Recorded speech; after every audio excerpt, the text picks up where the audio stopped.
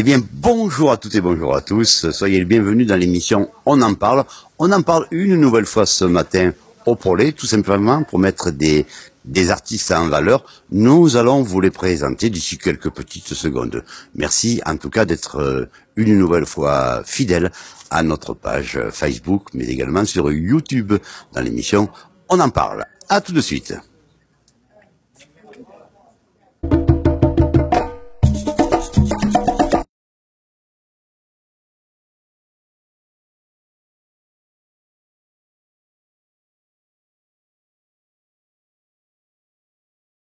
Nous revoilà maintenant avec Dan. Bonjour Dan. Bonjour Patrick.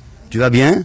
Bon, j'ai l'impression, oui. Bon alors comment ça se passe? Donc toujours sur la révolte des vignerons. Qu'est-ce que ça représente quoi ta toile? Eh bien, disons que je suis en train de chercher une révolte qui soit à peu près picturale et un peu colérique, et donc une espèce de force qui proviendrait de la mise en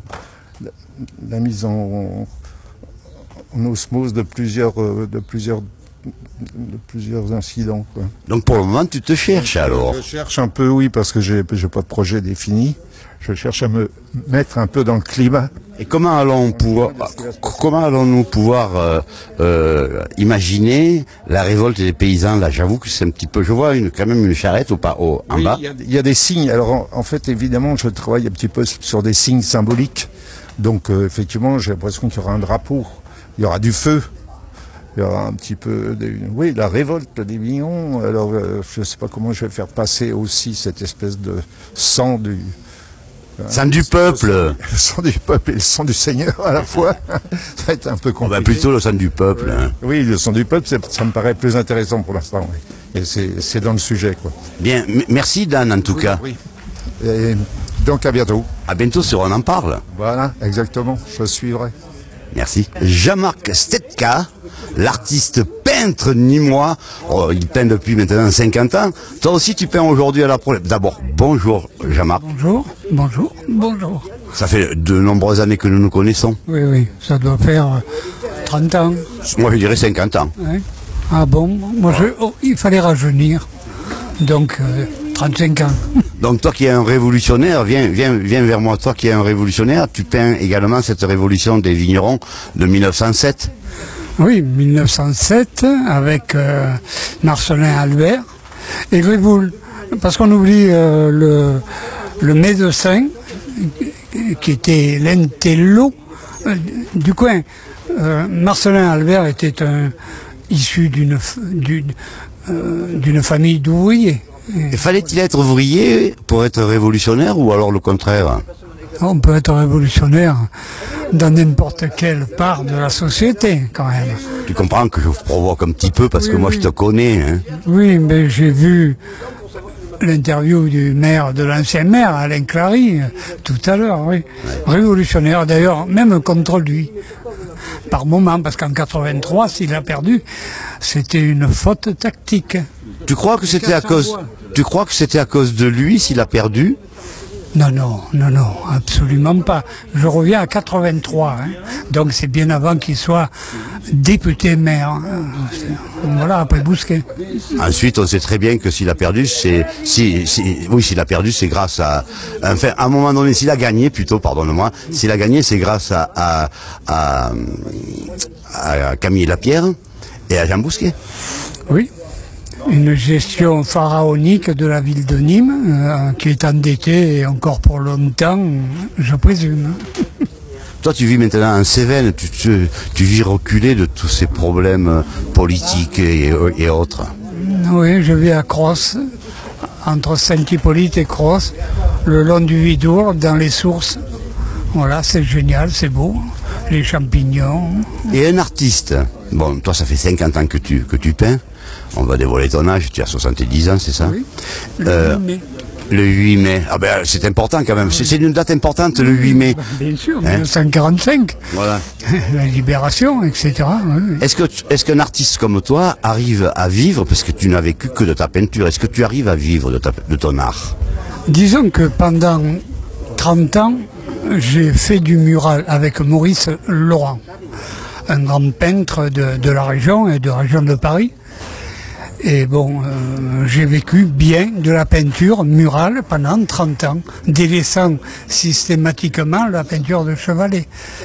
Voilà, donc maintenant que je suis soi-disant à la retraite, parce qu'un peintre n'est jamais à la retraite, j'ai plus tendance à faire du chevalet et de moins monter sur les échafaudages, à part que la semaine dernière, j'étais en haut d'une très haute structure pour peindre. Voilà. Tu étais où?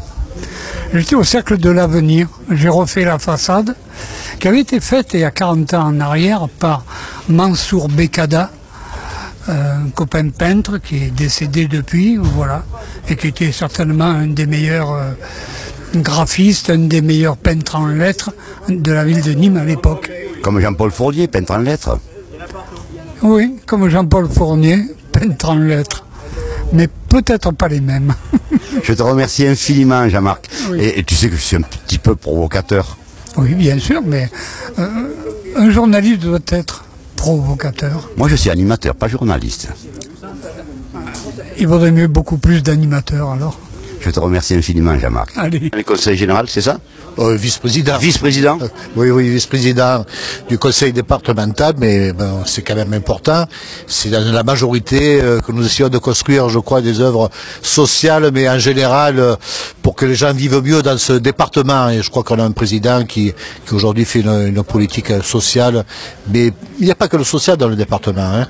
Il y a beaucoup de choses qui concernent la culture, notamment, hein, puis le sport aussi, et puis je crois que nous essayons aujourd'hui, malgré les difficultés, d'être à la hauteur des attentes. Est-ce que la culture est ouverte à tous?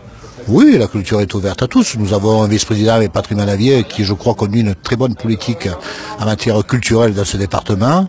Je crois qu'il a des idées qui sont des idées qu'il essaie de faire partager pour que tout le monde puisse bénéficier des aides du département pour, je crois, des choix culturels qui sont à la hauteur à la fois.